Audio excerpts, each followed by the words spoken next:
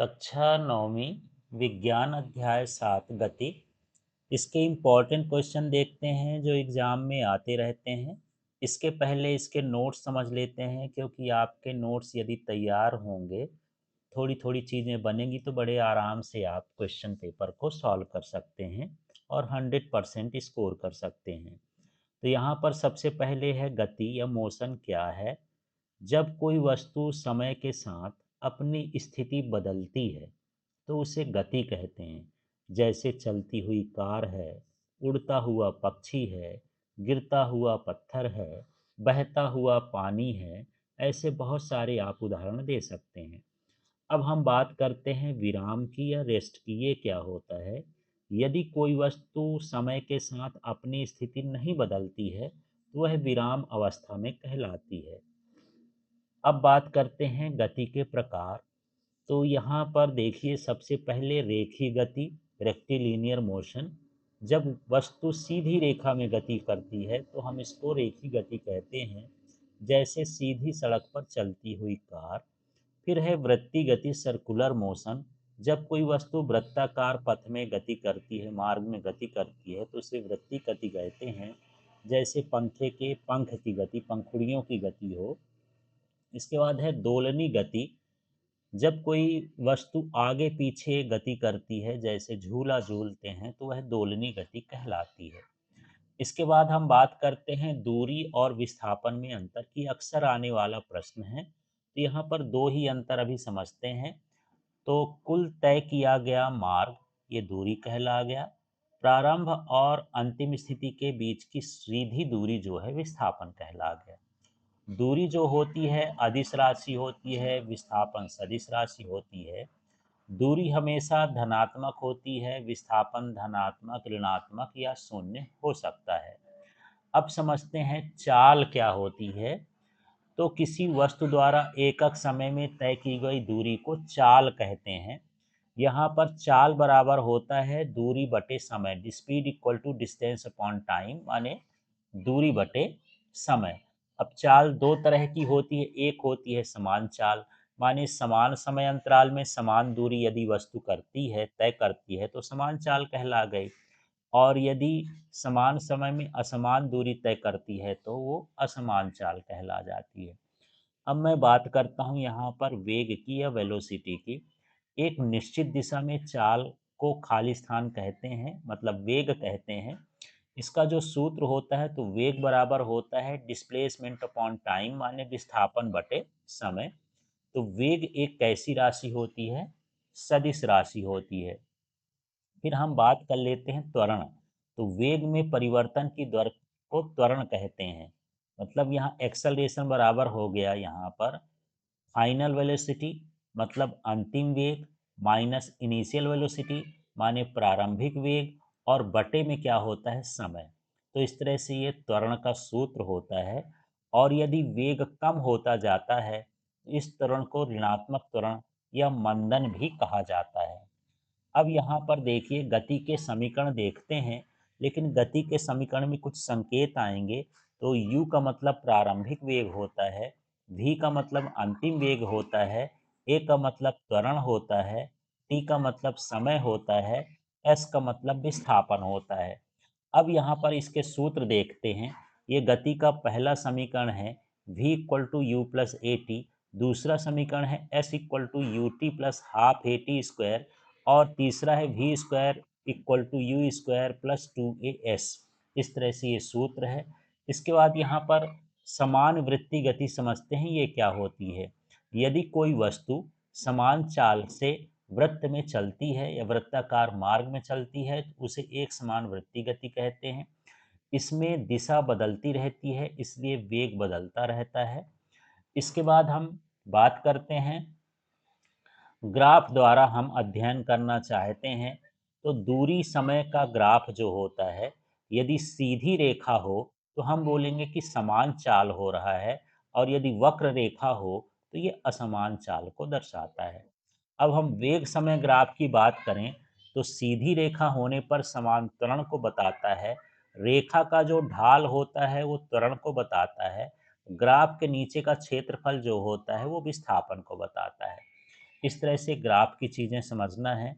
अब कुछ राशियों को समझते हैं, कौन अदिश है, कौन सदिश है। तो यहाँ पर दूरी जो है अदिश राशि होती है, चाल भी अदिश राशि होती है, विस्थापन सदिश राशि होती है, वेग सदिश राशि होती है, और यहाँ पर त्वरण भी कैसा है, सदिश राशि है। अब कुछ हम ऐसे बिंदु जानते हैं जो बिल्कुल छोटे-छोटे खाली-खाली स्थान में आ जाते हैं। तो गति का मतलब होता है स्थिति में परिवर्तन, फिर इसको बड़ा करके आप परिभाषा लिख सकते हो। फिर यहाँ पर चाल की बात करते हैं, तो चाल बराबर होता है दूरी बटे समय, वेग बराबर होता है विस्थापन बटे समय, और त्वरण का मतलब है वेग में परिवर्तन बटे समय। दूरी अदिश है, विस्थापन सदिश है। गति के 3 समीकरण बहुत महत्वपूर्ण हैं। वेग समय ग्राफ का क्षेत्रफल किसके बराबर होता है, विस्थापन के बराबर होता है। अब यहाँ पर देखिए, दैनिक जीवन में उदाहरण देख लेते हैं। जैसे बस की गति हम जानना चाहते हैं तो वो चाल से पता चलेगी। कार की दिशा बदलना माने वेग में परिवर्तन हो गया। गिरती हुई वस्तु में त्वरण होता है। और पंखा की जो पंख घूमते हैं वो क्या हैं, वृत्ति गति के उदाहरण हैं। चलिए, तो नोट्स वाले पार्ट थे। अब यहाँ पर विकल्प वाले प्रश्नों को देख लेते हैं। सबसे पहले तो गति किसे कहते हैं, तो यहाँ पर स्थिति में परिवर्तन क्या कहलाएगा, गति कहलाएगा। फिर है चाल का एसआई मात्रक है, तो चाल का एसआई मात्रक होता है मीटर प्रति सेकंड, मीटर बटे सेकंड, दूरी बटे समय होता है, उसके अनुसार आप निकाल सकते हैं। वेग किस प्रकार की राशि होती है, तो वेग क्या है, सदिश राशि। फिर दूरी किस प्रकार की राशि होती है, तो जो दूरी होती है वो क्या होती है, अदिश राशि। फिर यहाँ पर देखते हैं त्वरण का एसआई मात्रक, तो त्वरण का एसआई मात्रक होता है मीटर प्रति सेकंड स्क्वायर में। फिर यहाँ पर समान चाल का अर्थ क्या है, तो समान दूरी में समान समय में तय करना, तो ये क्या कहलाया, समान चाल कहला गया। फिर यदि किसी वस्तु का वेग स्थिर है तो उसका त्वरण कैसा होगा, तो वेग स्थिर होगा तो उसका त्वरण क्या कहलाएगा, शून्य, क्योंकि वेग में परिवर्तन ही त्वरण है, वेग स्थिर है तो नहीं होगा ये। फिर वेग समय ग्राफ का क्षेत्रफल क्या दर्शाता है, तो ये दर्शाता है विस्थापन को। फिर समान वृत्ति गति में क्या बदलता है, तो यहाँ पर ये दिशा बदलती है। फिर यहाँ पर देख लेते हैं निम्न में से कौन सा गति का समीकरण है, तो यहाँ पर गति का समीकरण देखते हैं तो ये वाला है, ये प्रथम समीकरण v equal to U plus A T. अब चलिए ऐसे प्रश्नों को देखते हैं जो खाली स्थान में पूछे जाते हैं। समय के साथ स्थिति में परिवर्तन को खाली स्थान कहते हैं, गति कहते हैं। चाल बराबर दूरी बटे खाली स्थान होता है, मतलब यहाँ पर समय भरा जाएगा। वेग बराबर खाली स्थान बटे समय है, तो माने विस्थापन बटे समय, तो विस्थापन भरेंगे। वेग में परिवर्तन की दर को खाली स्थान कहते हैं, ये त्वरण कहलाएगा। दूरी एक खाली स्थान राशि है, ये अदिश राशि कहला जाएगी। वेग एक खाली स्थान राशि है, ये सदिश राशि कहला जाएगी। फिर है समान चाल में वस्तु खाली स्थान दूरी समान समय में तय करती है, समान दूरी तय करती है। त्वरण का एसआई मात्रक खाली स्थान है, मीटर प्रति सेकंड स्क्वायर, चाहे इसको संकेत में या शब्दों में भी लिख सकते हैं। वेग समय ग्राफ का ढाल प्रदर्शित करता है, तो ये त्वरण को प्रदर्शित करता है। दूरी समय ग्राफ सीधी रेखा है, तो चाल को दर्शाता है, एक समान चाल को दर्शाता है। अब यहाँ पर हम प्रश्न देखते हैं जो सत्य सत्य वाले में है। गति का अर्थ है स्थिति में परिवर्तन, सत्य है। दूरी एक सदिश राशि है, सदिश नहीं है, असत अदिश है तो असत्य हो गया। विस्थापन एक सदिश राशि है, सत्य है। चाल दिशा पर निर्भर करती है, असत्य है, दिशा से कोई लेना देना नहीं क्योंकि अदिश राशि है। वेग दिशा पर निर्भर करता है, सत्य है। समान वृत्ति गति में दिशा बदलती रहती है, सत्य है। यदि वेग स्थिर है तो त्वरण शून्य होगा, सत्य है। दूरी समय ग्राफ का वक्र रेखा असमान गति को दर्शाता है, ये सत्य है। यदि वक्र रेखा हो तो असमान गति होगा। फिर है वेग समय ग्राफ का क्षेत्रफल समय दर्शाता है, असत्य है। त्वरण वेग में परिवर्तन की दर है, ये भी सत्य है। अब हम सही जोड़ी वाले प्रश्नों को देखते हैं और ये सीधे सीधे ही लिखे हैं। तो यहाँ पर चाल का मतलब दूरी बटे समय, वेग का मतलब विस्थापन बटे समय, त्वरण का मतलब वेग में परिवर्तन की दर भी लिखना चाहिए यहाँ, बल की दर। फिर दूरी का मतलब है यहाँ पर अदिश राशि, विस्थापन का मतलब यहाँ पर सदिश राशि। दूरी समय ग्राफ मतलब हम चाल पता कर सकते हैं। वेग समय ग्राफ मतलब हम त्वरण पता कर सकते हैं। समान चाल है तो समान दूरी समान समय में। वृत्ति गति है तो ये दिशा बदलने वाली गति होती है एक तरह की। फिर v equal to U plus A T है तो ये गति का प्रथम समीकरण होता है। इस तरह से इनको जोड़ी मिलाना है। इसके बाद हम एक वाक्य में जो उत्तर दे सकते हैं उन प्रश्नों को देखते हैं। तो यहाँ पर है गति क्या है, तो समय के साथ किसी वस्तु की स्थिति में परिवर्तन गति है। चाल क्या है, एकांक समय में तय की गई दूरी चाल कहते हैं, यहाँ सूत्र भी लिख सकते हैं आप। वेग क्या है, एकक समय या एकांक समय में दिशा सहित विस्थापन क्या कहलाया, वेग कहलाया। इसके बाद त्वरण क्या है, वेग में परिवर्तन की दर क्या कहलाती है, त्वरण। दूरी क्या है, वस्तु द्वारा तय किया गया कुल मार्ग दूरी कहलाया। विस्थापन क्या है, प्रारंभिक और अंतिम स्थिति के बीच की सीधी दूरी दिशा सहित, वो क्या कहलाता है, विस्थापन कहलाता है। समान गति क्या है, समान दूरी समान समय में तय करना समान गति कहलाता है।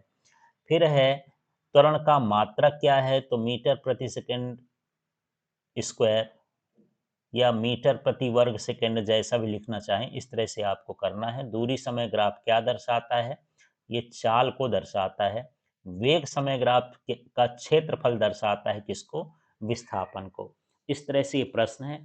अब यहाँ पर हम देख लेते हैं एनसीईआरटी के प्रश्न जो परीक्षा में पूछे जाते हैं, उन प्रश्नों को देखते हैं। तो चलिए इस चैप्टर से अधिकतर जो है सवाल आ जाते हैं, तो कैसे समझते हैं इन सवालों को और कैसे करेंगे। एक एथलीट वृत्ति पथ जिसका व्यास 200 मीटर का एक चक्कर 40 सेकंड में लगाता है, 2 मिनट 20 सेकंड के बाद वह कितनी दूरी तय करेगा और उसका विस्थापन क्या होगा। तो यहाँ पर सीधा है कि यहाँ पर ये वृत्ताकार मार्ग है और इसका जो व्यास है कितना है, 200 मीटर है और इसमें चक्कर लगा रहा है कोई व्यक्ति। तो देख लेते हैं सबसे पहले वृत्ताकार मार्ग का व्यास d बराबर कितना दिया है, 200 मीटर, ये लिख लिए। अब एक चक्कर में जो समय लगता है t1 बराबर कितना है, 40 सेकंड, ये लिख लिए। फिर कुल समय की बात करते हैं तो 2 मिनट 20 सेकंड है, तो 2 मिनट का मतलब ये हो गया 60 गुणे 2, तो 120 सेकंड, और 120 के बाद ये 20 और है तो कुल मिला के 140 सेकंड हो गया। हमको क्या ज्ञात करना है कि दूरी कितना है, विस्थापन कितना है। तो एक चक्कर में चली गई दूरी जो होती है परिधि के बराबर होती है 2πr या पाई डी लिख दिए हैं, उतना ही बात है। अब यहाँ पर हम सूत्र रखेंगे, तो पाई का मतलब 22/7 है और डी का मतलब व्यास है 200 मीटर। इस तरह से ये एक चक्कर की दूरी हो गई। अब यहाँ चक्रों की संख्या ज्ञात करेंगे, तो कुल समय अंतराल और एक चक्कर में लगा समय। तो यहाँ पर कुल समय अंतराल देख लेंगे, ऊपर कितना है, कुल समय लग रहा है 140 और एक चक्कर में लग रहा है 40। तो यहाँ पर हम क्या करेंगे, 140/40 करेंगे तो 7/2 चक्कर आ गया। अब ये 7/2 चक्कर ही मैं यहाँ पर लिख रहा हूँ, 7/2 चक्कर, 3.5 चक्कर भी लिख सकते हैं अभी। तो तय की गई दूरी, एक चक्कर में तय की गई दूरी गुणे चक्रों की संख्या। तो एक चक्कर में कितना था, 22 गुणे 200/7 ये है, और यहाँ पर चक्रों की संख्या 7/2 है, तो ये 7 कट जाएगा, तो कितना हो गया, 2200 मीटर। अब यहाँ पर देख लेते हैं कि जो एथलीट है 3.5 चक्कर लगाता है, मतलब उसकी अंतिम स्थिति और उसकी प्रारंभिक स्थिति वृत्ताकार मार्ग के व्यास के बराबर होगी, इसलिए विस्थापन का जो मान होगा वो 200 मीटर हो जाएगा। तो यहाँ पर जो दूरी का मान है वो 2200 मीटर और जो विस्थापन का मान है वो कितना है, 200 मीटर। इस तरह से इसको हल करके देखना है। तो इन सवालों को आप वीडियो रोक करके लगा करके देखिए, तभी आपसे अच्छे से बनेंगे। बिल्कुल इनको लिखना चाहिए, ये इम्पोर्टेंट प्रश्न है, इससे एक न्यूमेरिकल आना ही आना है। चलिए इसमें एक सवाल और देखते हैं। अब्दुल गाड़ी से स्कूल जाने के क्रम में औसत चाल को 20 किलोमीटर प्रति घंटा पाता है। उसी रास्ते से लौटने के समय वहाँ भीड़ कम है और औसत चाल 30 किलोमीटर प्रति घंटा है। अब्दुल की इस पूरी यात्रा में उसकी औसत चाल क्या है। तो यहाँ पर मान लेते हैं कि स्कूल की दूरी कितनी है, x किलोमीटर। तो स्कूल जाने में लगा समय, तो जानते हैं समय बराबर होता है दूरी बटे चाल। तो यहाँ पर दूरी कितनी हो गई, x, और उसकी चाल कितनी है 20, तो x/20 हो गया। इसके बाद स्कूल वापस आने में लगा समय, तो यहाँ पर t2 समय हो गया, दूरी तो वही है x, लेकिन लौटते समय उसकी चाल कितनी है 30 है, तो यहाँ पर 30 हो गया। अब हम कुल समय ज्ञात कर लेते हैं, तो t बराबर t1 प्लस t2 होगा, मतलब x/20 प्लस x/30। यदि यहाँ पर हम लघुत्तम लें 20 और 30 का, तो 60 हो जाएगा। और इसको हल करेंगे तो ऊपर देखिए 3x और 2x, ये कितना हो जाएगा 5x/60। 5 से इसको काटेंगे तो x/12 सेकेंड, ये कुल समय हो गया। और कुल दूरी कितनी हो जाएगी, जाने में कितना लगा था x दूरी, आने में लिखा लगा था x, तो कुल मिला के कितना हो गया 2x हो गया। अब हमको औसत चाल निकालना है, तो ये होता है कुल चली गई दूरी बटे कुल समय। तो चली गई दूरी है 2x और समय है x/12। यहाँ से आप करेंगे तो ये x कट जाएगा, ये बटे का 12 ऊपर जाएगा, तो इससे गुणा होगा, तो 24 किलोमीटर प्रति घंटा इसकी औसत चाल हो जाएगी। इस तरह से इसे हल करना है।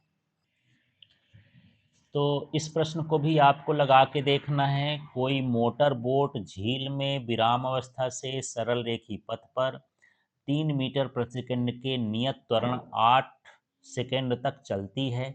इस समय अंतराल में मोटर बोट कितनी दूरी चलेगी? तो चलिए यहाँ पर हम देखते हैं। सबसे पहले मोटर बोट की जो प्रारंभिक चाल है वो है 0 मीटर प्रति सेकंड।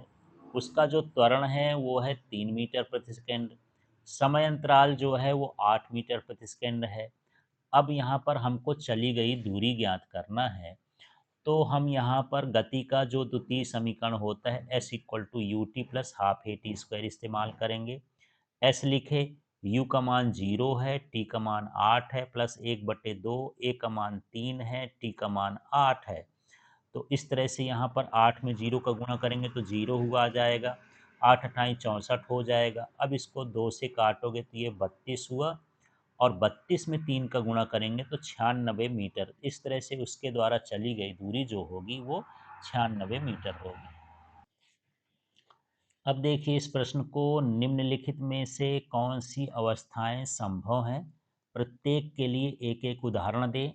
कोई वस्तु जिसका त्वरण नियत हो परंतु वेग शून्य हो, तो यह अवस्था संभव है केवल स्वतंत्रता पूर्वक गिरती हुई वस्तु के प्रारंभिक बिंदु पर, या ऊर्ध्वाधर ऊपर की ओर फेंकी गई वस्तु के अंतिम बिंदु पर, जहां वस्तु का वेग शून्य होता है और त्वरण शून्य नहीं होता, नियत होता है, गुरुत्वीय त्वरण के बराबर होता है। फिर है कोई वस्तु किसी त्वरण से गति कर रही है लेकिन समान चाल हो, तो यह अवस्था तभी संभव है जब कोई वस्तु वृत्ताकार मार्ग में गति करती है एक समान चाल से।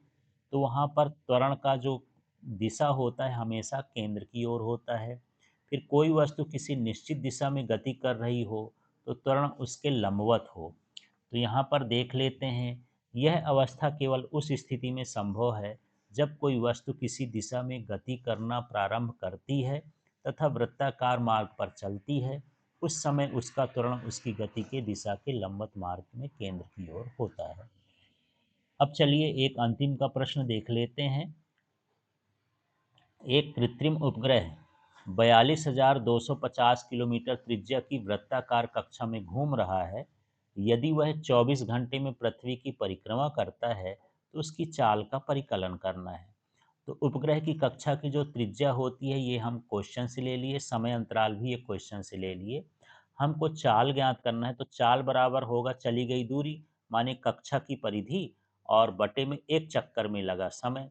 तो जो परिधि का सूत्र होता है 2πr और समय जो हो गया t हो गया। तो यहाँ 2 लिख दिए, पाई का मान 22/7 लिख दिए, आर का मान ये 42,250 लिख दिए, समय का मान कितना है 24 है। तो अब इसको हम भाग करेंगे पूरा काटने पर, तो ये इतना मान आ जाएगा किलोमीटर प्रति घंटा में। यदि इसको आप किलोमीटर प्रति घंटा को मीटर प्रति सेकंड में बदलना चाहते हैं, वैसे तो ये ठीक है, पर इसको किलोमीटर को यदि आप ये घंटे को सेकंड में बदलना चाहते हैं तो 3600 का और भाग कर देंगे तो ये लगभग 3.74 किलोमीटर, 3.074 किलोमीटर प्रति सेकंड इसका मान हो जाएगा। तो इन प्रश्नों को आप तैयार कर लीजिए, यही प्रश्न इस चैप्टर से पूछे जाएंगे।